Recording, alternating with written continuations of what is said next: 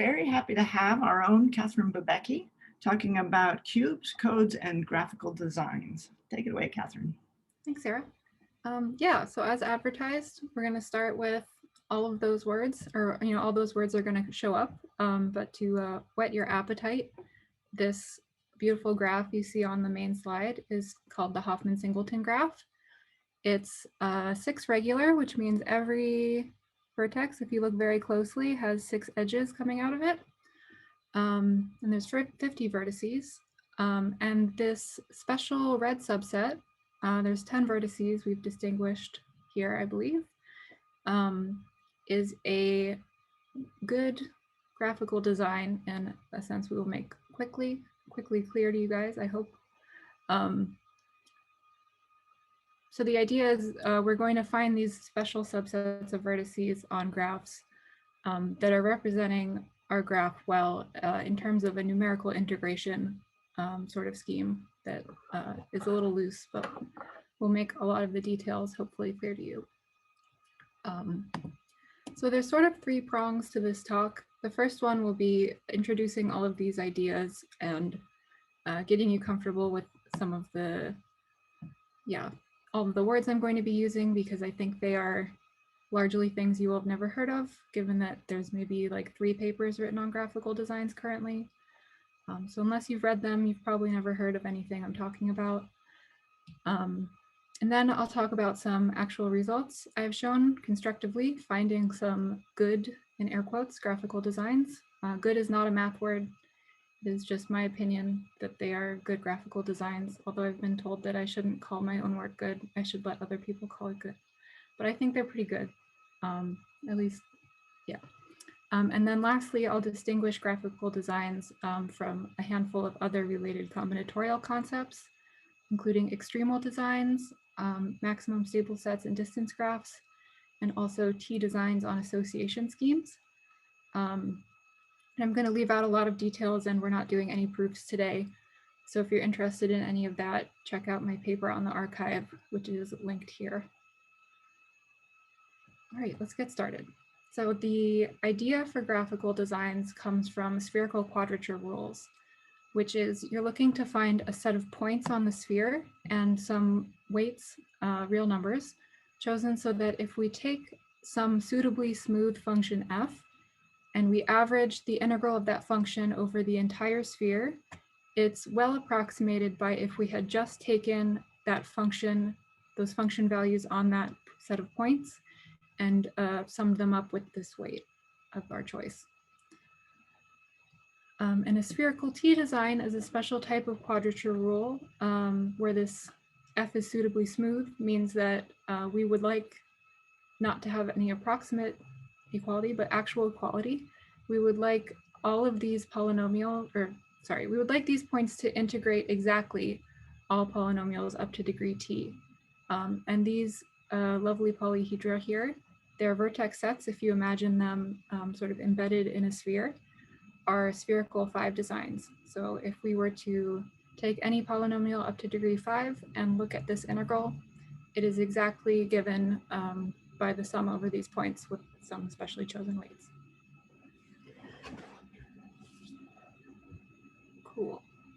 And something we'll come back to later and make some connections with is that low degree polynomials, or all polynomials, are eigenfunctions of the spherical Laplacian.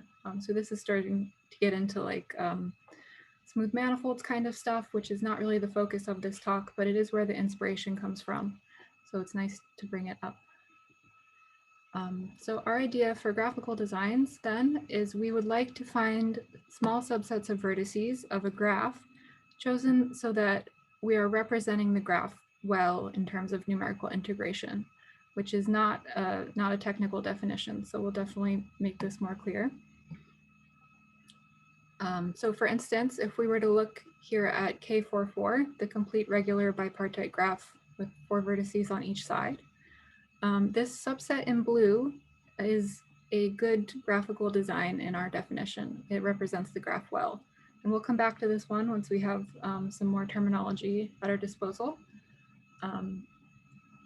But I also want to point out that there was nothing special about taking the top 2 vertices any choice of one vertex from over here and one vertex from over here would be equivalent.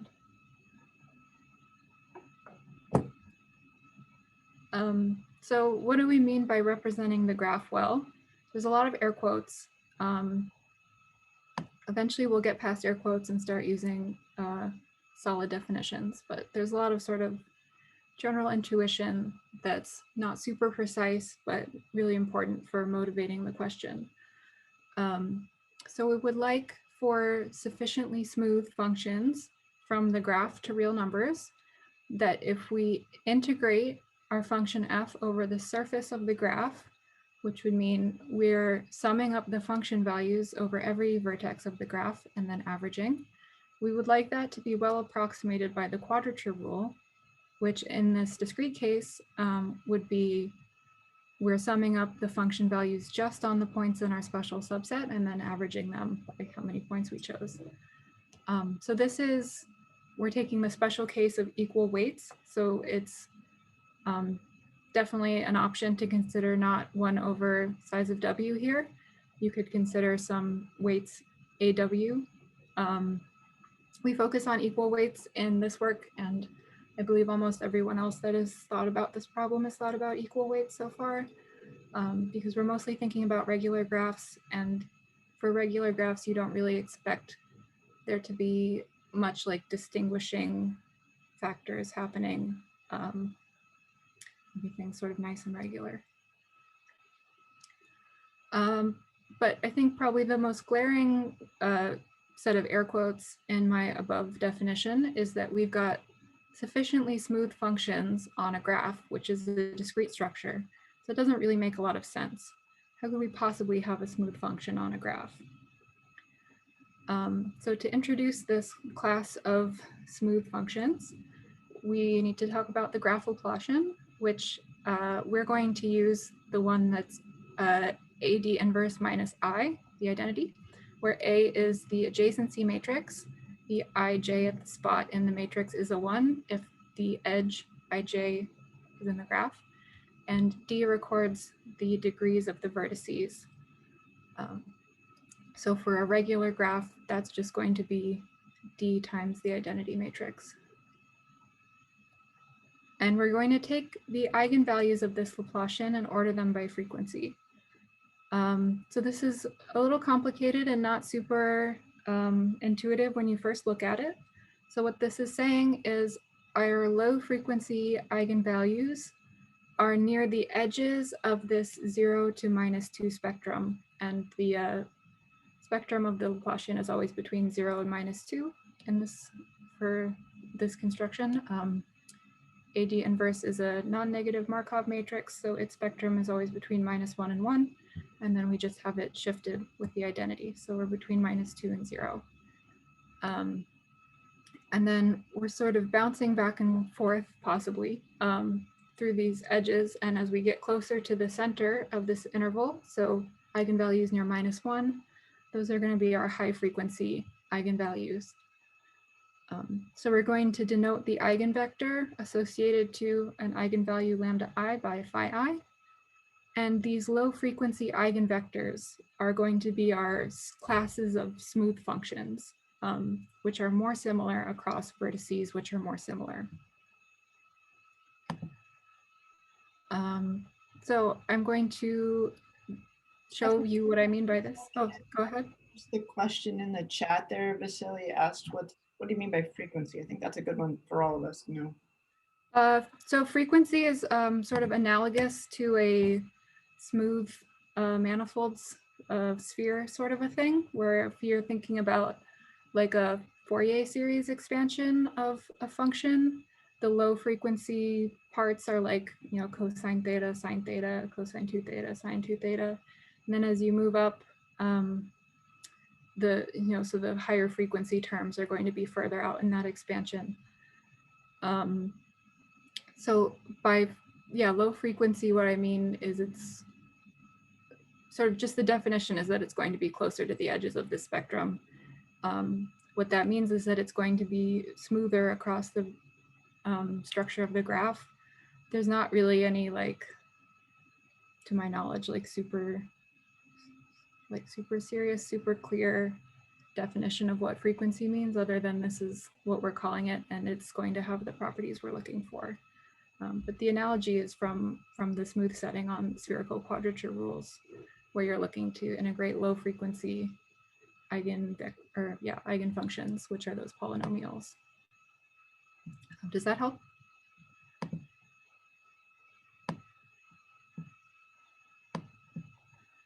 Helps me, Vasily. You're good? So wait, the absolute value of lambda plus 1, is that the frequency? No, there's like frequency isn't a quantity, it's more of an adjective. So I would say lambda 1 has the lowest frequency because it is ordered this way.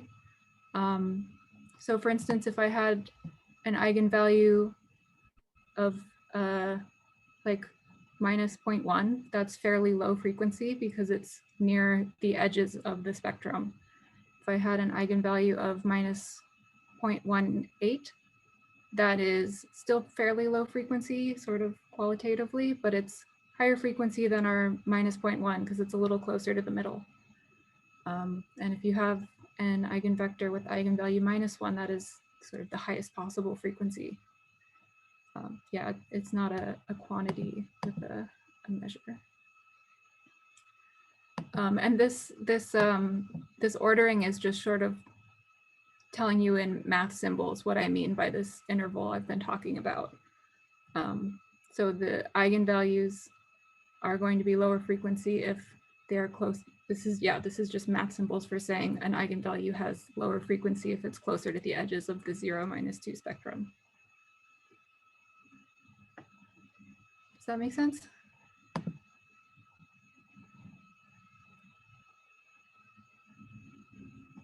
Okay, so hopefully the next slide will help a little bit.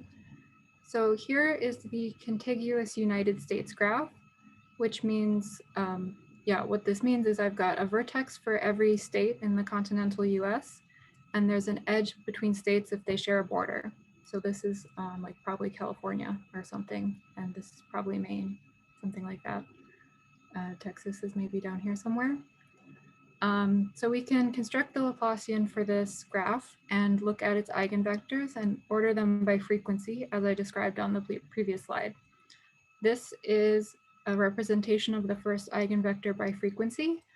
And we're generally going to think of eigenvectors as functions from vertices to the real numbers. So these are, thinking of them as like little numbers floating above the vertices. So the numbers for this eigenvector have been scaled and then color coded, I believe, so that I think, red is like 0 and blue is 1, and then there's a smooth gradient between 0 and 1 from red to blue.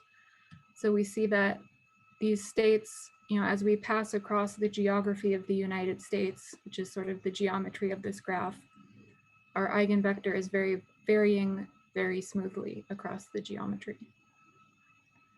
Similarly, if we look at the second eigenvector by frequency, it's still pretty smooth. Not quite as smooth as the first one, I would argue, but nothing too crazy is happening. It's still sort of a nice gradient that you see flowing across the states. However, if we look out to the 11th eigenvector ordered by frequency, it's kind of all over the place. I would not call this very smooth, personally. There's not a whole lot of rhyme or reason why the colors are where they are, which are the numbers of the eigenvector. So if we were going to take a function which is presumably somewhat smooth across the geography of the United States and hence the geometry of this graph, such as average annual precipitation, you would kind of expect states near each other to have similar weather. If we wanted to expand this out in terms of the basis given by these eigenvectors, most of the information from that function would reside likely in the lower eigenvectors. So if we were to chop off that function expansion somewhere, we'd probably still have most of the information recorded within the first handful of eigenvectors. Sorry, I don't understand how the colors have to do with the eigenvectors. So an eigenvector we can think of as like a little number floating above each vertex. there was some transformation applied to the eigenvector so that the largest coordinate is 1 and the smallest is 0, say. And then as these numbers vary between 0 and 1, they're color coded along a smooth gradient varying from red to blue. Okay. Catherine, can I point out there's a little conversation going on in the chat? So Oh, Steve, sure. please ask. Sorry, I can't see the chat. Yeah, let me read it to you. So can this vector be, I guess, referring to the first eigenvector by frequency, that graph. So can this vector be interpreted somehow in terms of clustering? And then after a little conversation, the follow-up here is also from Steve. Is it telling you something about connectivity too? It's all well connected, clearly, but. Yeah.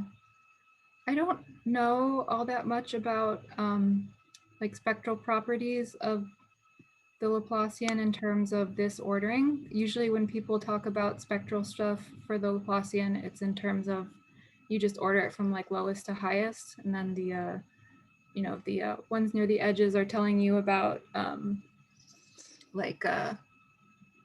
expander stuff, like how fast is it expanding. And I guess this is sort of measuring the expansion. You know, the lower frequency ones are sort of on the expander end of things. Okay, thanks. Oh, and one other thing I meant to point out, and I think I forgot, is that there's not really a canonical choice for graph Laplacian. There's a handful of graph Laplacians that have been defined, and they're all, worth considering. For instance, a minus d is one, or then there's a normalized one where you've got a d to the minus 1/2 on either side of the a. As I think I mentioned at some point, I'm focusing on regular graphs where all of these Laplacians are equivalent in a sense. They all provide the same eigenspaces. So that's not so much an issue for me. However, if you were to think about non-regular graphs, it would matter what graph Laplacian you're taking, what eigenvectors and eigenspaces you get, and then therefore what graphical designs you would find. But we're in a regular graph world for pretty much all of this talk. So we can finally now come to some concrete definitions. So given a finite, simple, unweighted, and connected graph, we will say that a subset of vertices W integrates an eigenvector phi of the Laplacian if when we look at the coordinates of that eigenvector just on our subset W and average them, that is exactly equal to if we had averaged this eigenvector across the whole graph. And then we say that a subset W integrates an eigenspace, capital lambda, if W integrates every eigenvector in a basis of that eigenspace. So one sort of technical result that isn't featured in the talk, but is sort of a historical note and worth mentioning is that, sorry, I just lost my train of thought. I think I need the next bullet point. That's why I'm confused. So what I've defined then is that a K-graphical design is a subset of vertices which integrates the first K eigenspaces with respect to this frequency ordering. So initially graphical designs were defined by Stefan Steinerberger in terms of just eigenvectors. So a K-graphical design would have integrated the first K eigenvectors with respect to the frequency ordering. However, when you think about the eigenspaces of graphs, there's just a little too much flexibility for the single eigenvectors to sort of work as the goal, and eigenspaces are a more fitting definition. In the continuous case, where this all sort of is inspired by, this isn't so much an issue.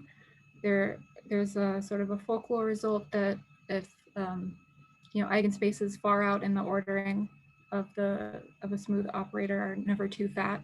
But this is not true for graphs. We can have some really fat eigenspaces far out in the frequency ordering.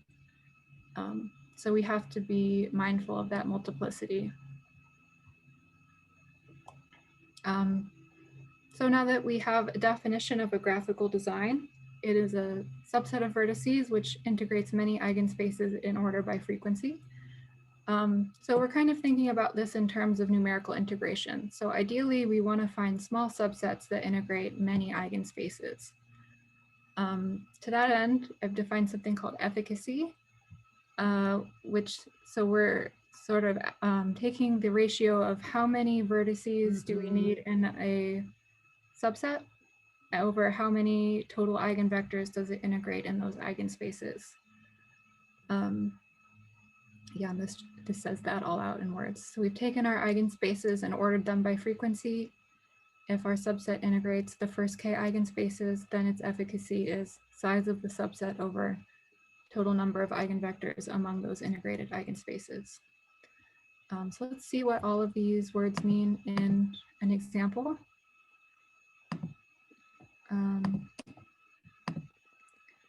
So here is the truncated tetrahedral graph. If you look at it and sort of squint your eyes a little bit, it looks like a tetrahedron that's had its corners sliced off, hence the name. So here is the spectrum of its Laplacian. I've already ordered it by frequency, and the superscripts represent multiplicity, that's not the number. So for instance, 0 to the 1 doesn't make much sense. I mean that 0 occurs 1 time, minus 5/3 occurs 3 times, et cetera, et cetera. So this little red subset I have indicated, you can just sort of calculate on MATLAB or whatever your computational tool of choice is. These red vertices integrate every eigenspace except for this last one for -1. So it is thus a 4 design because it integrates the first 4 eigenspaces by frequency. And its efficacy is then 4/10 because we have 4 vertices integrating a total of 10 eigenvectors. Oh, there's more stuff in the chat. Yeah, I was trying to parse it before I interrupted. Vasily, maybe you should butt in and say your question yourself, but I think the way I understand it is you want to know why focus on these high frequency subspaces. What's the intuition behind that? Oh, so frequent doesn't mean occurs a lot. It is more like frequency as like a sine wave kind of a frequency. How you think about like oscillating quickly. Why did you pick to focus on these particular ones? This is the analogy from the smooth case.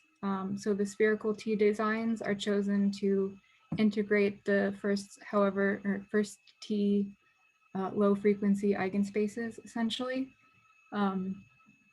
So analogously, we're defining graphical designs to integrate the first k eigenspaces by frequency. And this notion of ordering on the Laplacian eigenspaces is what turns out to be the sensible definition of frequency here in the graphical case.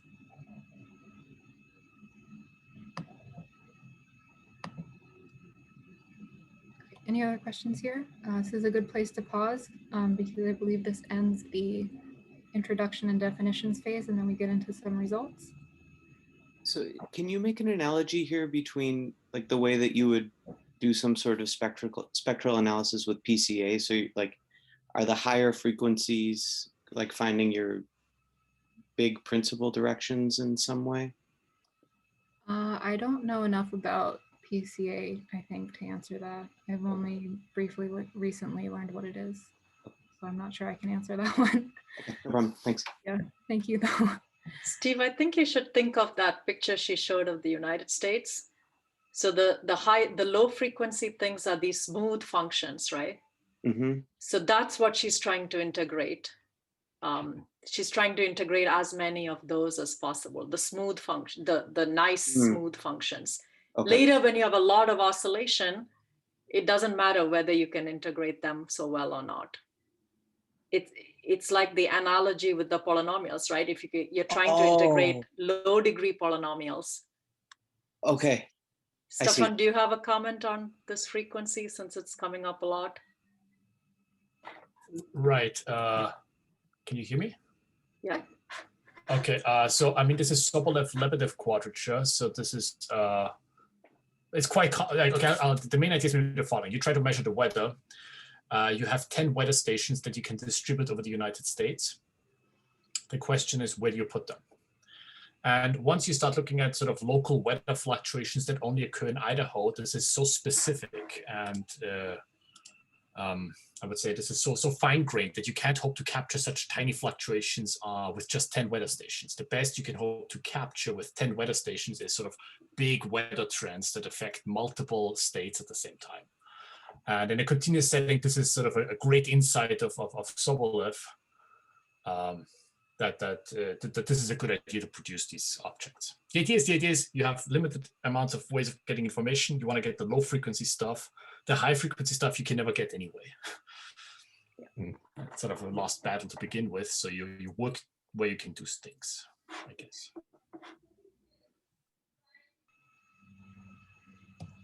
Okay, any other questions? I know there's to sort of suspend disbelief about some of the definitions and the smoothness on graphs, but yeah, is there any of, chat?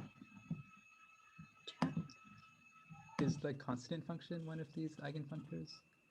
For regular graphs, yes. The constant function is called the trivial eigenvector, and it has eigenvalue 0, but this is not necessarily an eigenvector for non-regular graphs. So what ordering is that with in terms of frequency? Like first or like the last one?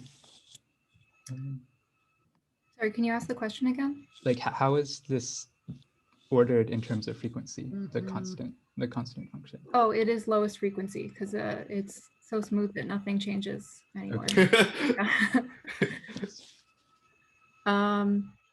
So no, you don't necessarily end up needing a certain number of vertices to get some number of eigenvalues.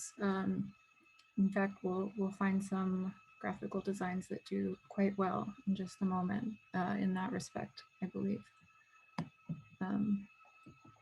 Yeah, any other questions about sort of the setup before I move on to the results? Looks like Harmon had a question too. So do you end up needing at least the number of vertices equal to the number of distinct eigenvalues to make sense? Well, I was just kind of talking about that. Maybe I should have addressed my question to what I was saying to the question. But yeah, I don't know that there's necessarily some number of vertices required specifically. There's yeah, the graphical designs I'm about to show you are, I actually don't know if it's exactly that count, but they integrate many eigenspaces compared to their size, and certainly many eigenvectors because the eigenspaces are quite huge. Cool. So we've got our graphical designs, and so yeah, we're moving into the let's find some good graphical designs or effective graphical designs, to use our new vocab word. And to do that, I need to tell you a little bit about linear codes and the Hamming code. If you attended the pre-seminar, you got a little crash course in error correcting codes, so we should be a little more familiar. If not, don't worry, I think we've got enough here to make everything clear. So for our purposes, a binary linear code is just a linear subspace of 0, 1 vectors of length n, where we're thinking of 0, 1 as the finite field with 2 elements. So we've got binary addition. And every linear code we can represent as the kernel of some matrix M, which we call a parity check matrix. The Hamming code, which I will denote HN, is a very special linear code which has a check matrix, which I will call MN. And the columns of this check matrix are the binary representations of the numbers 1 through 2 to the n-1. So for instance, the check matrix for the Hamming code H3, which that Hamming code lives on the 7-dimensional cube because that's 2 to the n-1, so 2 to the 3 minus 1 is 7. And we see that this here is the binary expansion for 1. This is the binary expansion for 2. I guess it should be fair. The columns are 2 to the, this column is 2 to the 0 for 1. This is 2 to the 1, and this is 4. So this number here is 7. We've got 1 plus 2 plus 4. So that's sort of the object we'll be thinking about. And the Hamming code HN, or the Hamming code H3 then would be the kernel of this matrix. So all of the vectors that get sent to 0 when we multiply them by this. And what I showed is that the Hamming code HN for any n is a 2 to the n minus 1 design on the cube graph it lives on. That means it integrates 2 to the n minus 1 eigenspaces, and in particular, that's all but one of them, and all but the very last one by frequency ordering. And this cube graph is basically like the skeleton of the cube. So the vertices are all of the 0, 1 vectors, and they're connected by an edge if they differ on exactly one coordinate. Here is the standard cube, you know, like we think of a cube as humans, not as mathematicians cube. And these red vertices are the Hamming code H2, which happen to just be the opposite corners, all zeros and all ones. And the efficacy of this Hamming code as a graphical design is quite good, and especially good asymptotically. So as n gets really big, it's approximately 1 over 2 to the n, which is quite small. And while it sounds a little counterintuitive on the English side of things, when the efficacy is small, the design is more effective, just the way the ratio has been set up, because we have a smaller number of vertices integrating many eigenvectors. So that was the Hamming code. That's nice, but there's a lot of cubes that aren't dimension 2 to the n minus 1. So we would like to find more graphical designs on the other cubes. And we can do that by lifting the Hamming code to get the next two higher dimensions. So 2 to the n and 2 to the n plus 1. And what I mean by lifting is that we've got a copy of the Hamming code embedded in each of the opposing facets. And what that means in terms of the check matrix is that we've just appended a column of zeros to the check matrix for the Hamming code to get this first lift to 2 to the n. And to get the next lift to 2 to the n plus 1, we just do the same thing again. So now we've got 2 columns of zeros appended to the check matrix for the Hamming code we started with. And the linear code that arises from this check matrix is sort of just as effective as the Hamming code itself was on its respective cube.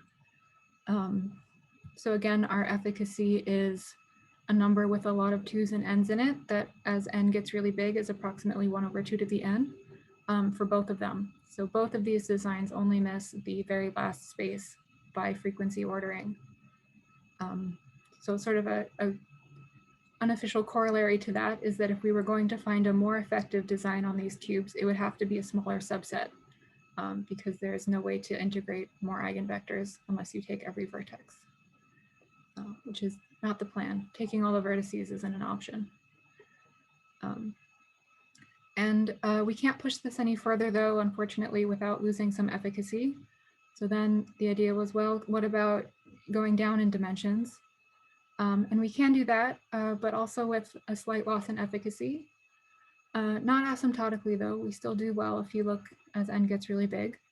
But if we take the Hamming code and what I'm calling a projection,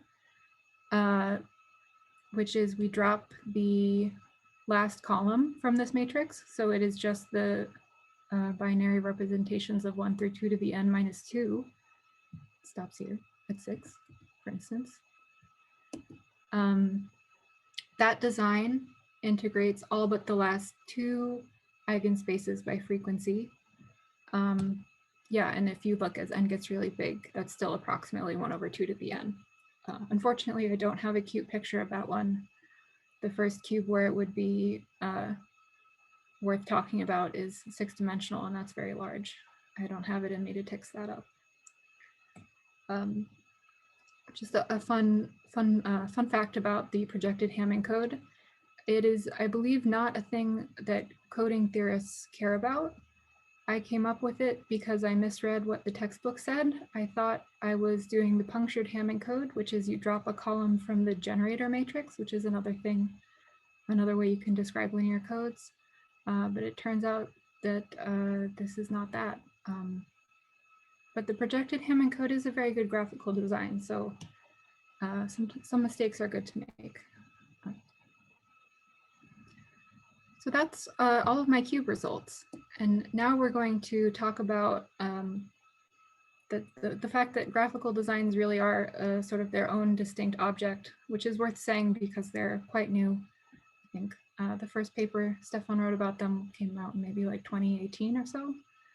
And since then, another mathematician, Konstantin Golubev, has come up with something called extremal designs, sort of based on that work, which looks for subsets of vertices which integrate all but one eigenvector of not quite the Laplacian, but just this AD inverse sort of, I think this is referred to as a normalized adjacency matrix.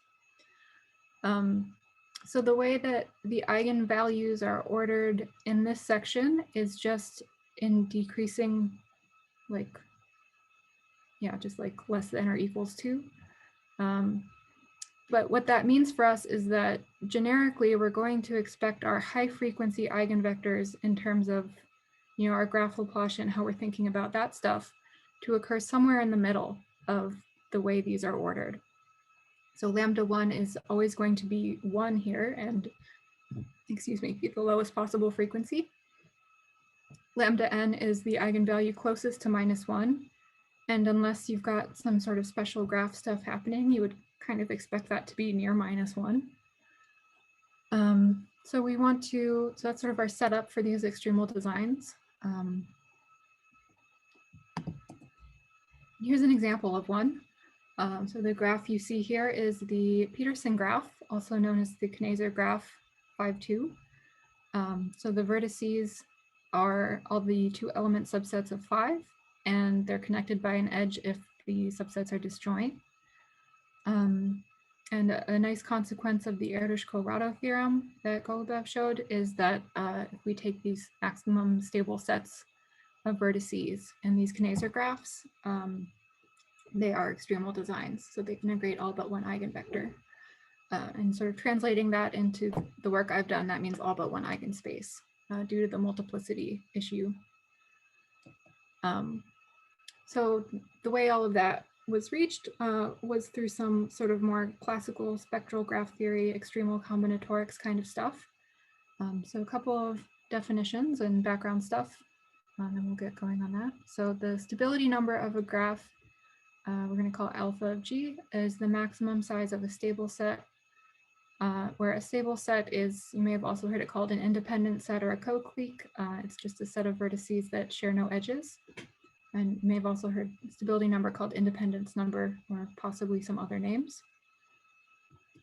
And there's a very famous result called the Hoffman bound, which states that if you've got a regular graph on n vertices and lambda n is ordered as we are in this section, so that it's the eigenvalue closest to -1 of this normalized adjacency matrix, then this quantity, maximum stable set over number of vertices, is always bounded above by this quantity depending on the last eigenvalue, which is kind of nice. It has a lot of applications, including what Golubev showed is that if we've got a regular graph where the Hoffman bound is sharp, which means there is a subset for which this is not an inequality, but actually an equality, that stable set is an extremal design. So that stable set which achieves this bound is, yeah, only misses one eigenvector, which sounds great. However, if we think about our frequency ordering and where lambda n lies, we're sort of generically not expecting this to be great in terms of frequency ordering, because we're going to be missing the eigenspace that corresponds to the eigenvalue lambda n, which, you know, is probably going to be somewhere near the -1 end of things, which is low frequency and therefore not favorable to not integrate. And the worst sort of example of this is if you've got a bipartite graph. So if you take 1/2 of the partition, that is a stable set which achieves the Hoffman bound. However, of sort of classic spectral graph theory fact is that the spectrum of this matrix always has that the most negative eigenvalue is exactly -1, which would then be at best ordered second by frequency, because it is right at the very edge of that spectrum. Therefore, this subset is only a one design. It's only going to integrate that trivial eigenspace corresponding to the constant vector. So what that means is that if we look at this subset of half the partition, its efficacy would be 4, because we're taking 4 vertices to integrate only one eigenvector. Not very good. But if we look at this blue subset where we take 1 from each half, it is not a stable set. They're connected by an edge, but it is a more effective design because we'll be able to integrate not just the constant eigenvector, but also the eigenvector corresponding to lambda n.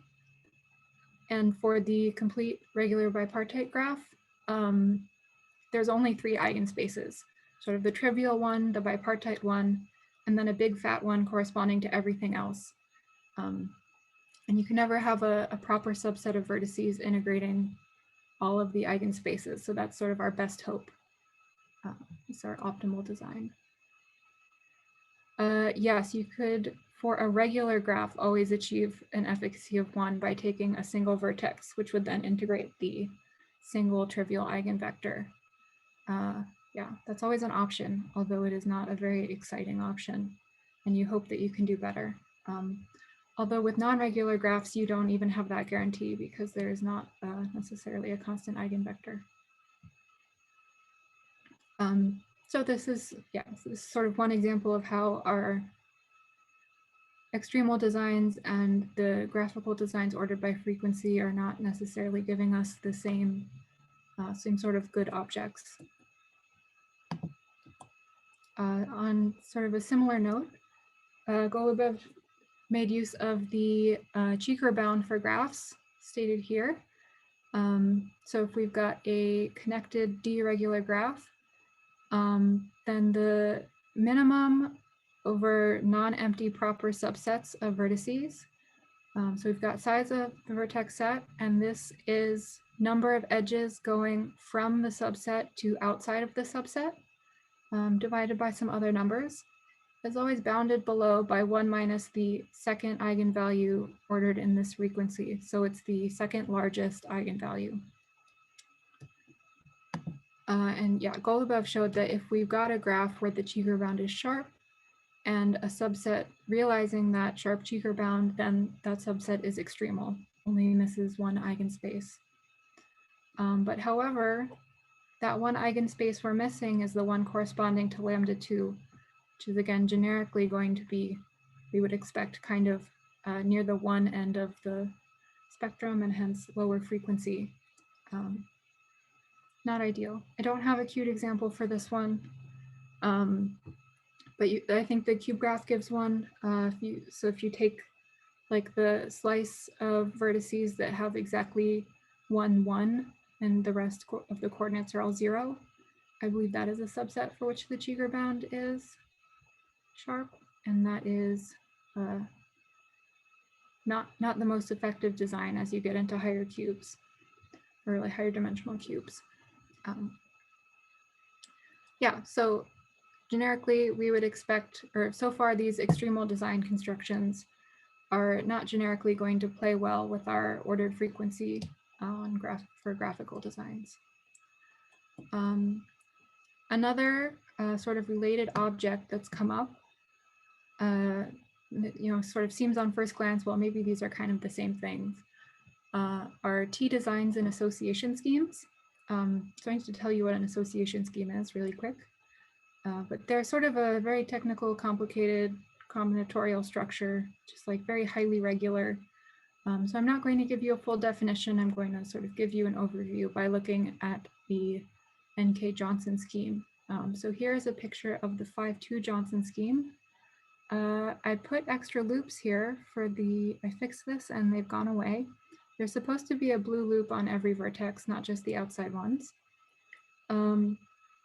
So the ground set of this association scheme is all the k element subsets of n. So here for the 521, we've got 2 element subsets of 5. And then a bunch of relations. So we've got a set of relations curly R that describe for us these colored edges.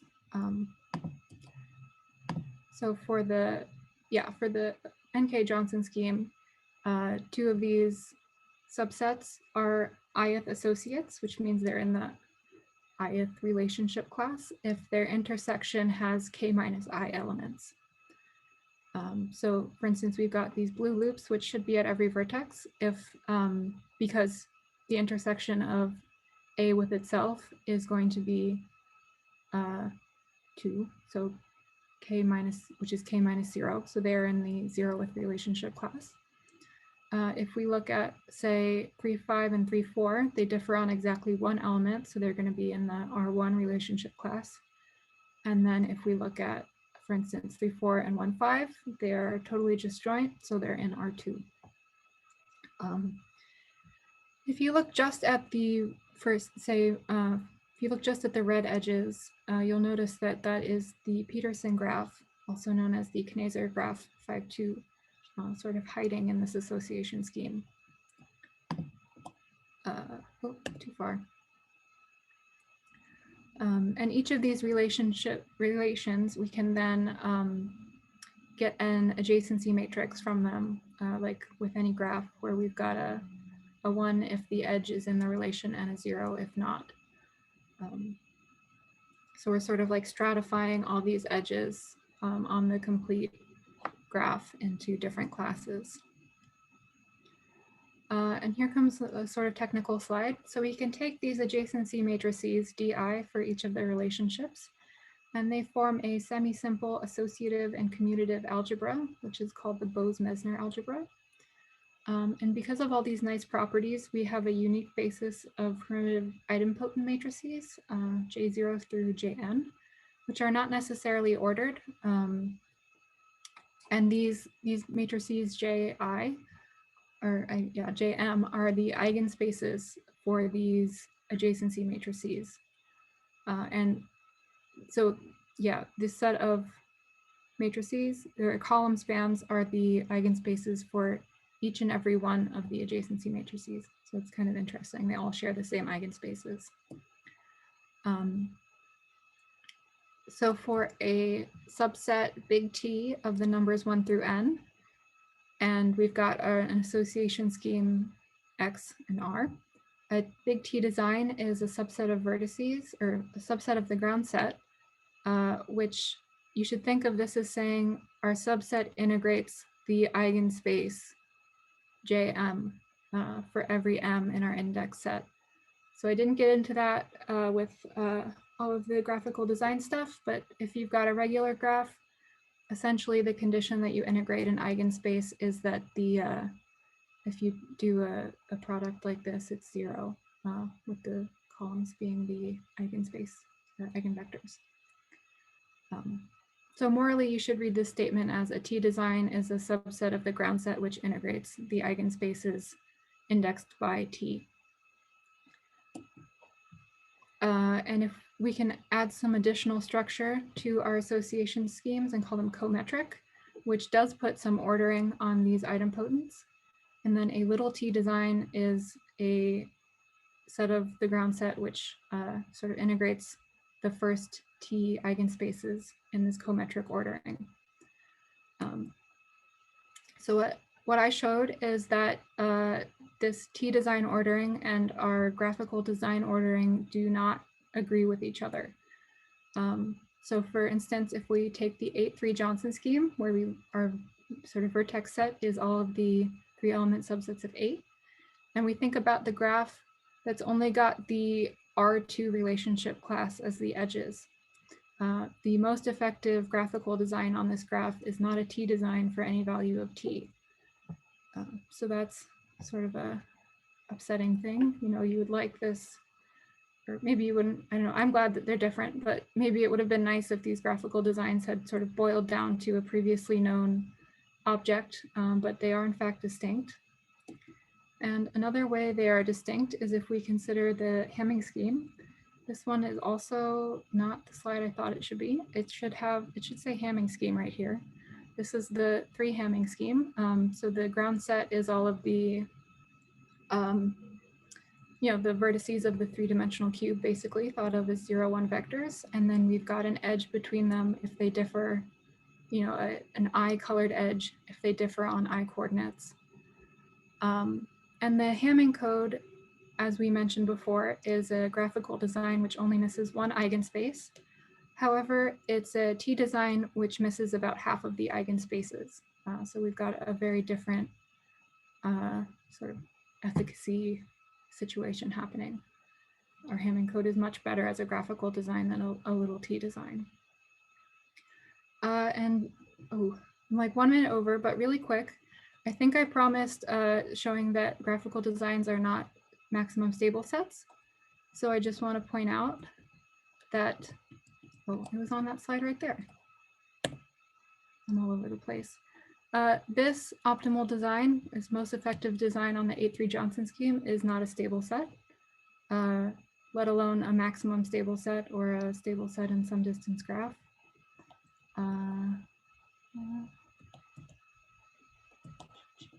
Right, this one wasn't a stable set. And lastly, our lifted Hamming code is not a stable set. We see that one of the lifts in each facet, they always have an edge between them. And this is, as we mentioned, sort of exponentially effective as n gets big. So hopefully I have convinced you that graphical designs are cool, different than anything else that's been proposed so far, and cubes are fun. Thank you for coming to my talk.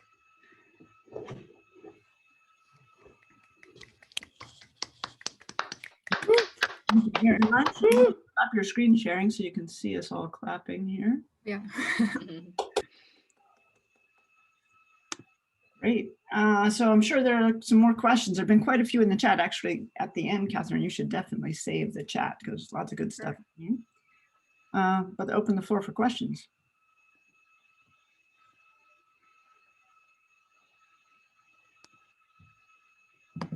So have you looked at what happens when you perturb the graph, like add a few vertices or subtract some edges? Like, are these graphical designs, like, are they sort of stable in that sense? Like you have to add a lot of vertices to change something or? So it's a difficult question to answer because it seems that the Laplacian does not really like behave like when you do a change of the edges, you can't really predict what's going to happen to the Laplacian very well, which then means you can't really know what's going to happen to your eigenvectors. So that sort of the closest I've come to that sort of question is with these Johnson schemes, how you can think about sort of stacking the edges, taking these relationship classes and taking any of the colored edges you want and leaving off any of the colored sets you want. So you can think about graphical designs in terms of, any sort of graph you take of that structure is going to have the same graphical designs. Or no, that's not true. Sorry, it's been a lot of talking. They have all the same eigenvectors, but the ordering is different. So you can kind of exploit that to know what's happening. But it's still not quite as, a nice little like, oh, we push one thing here and then this other thing changes a little bit there. Thanks. Thanks.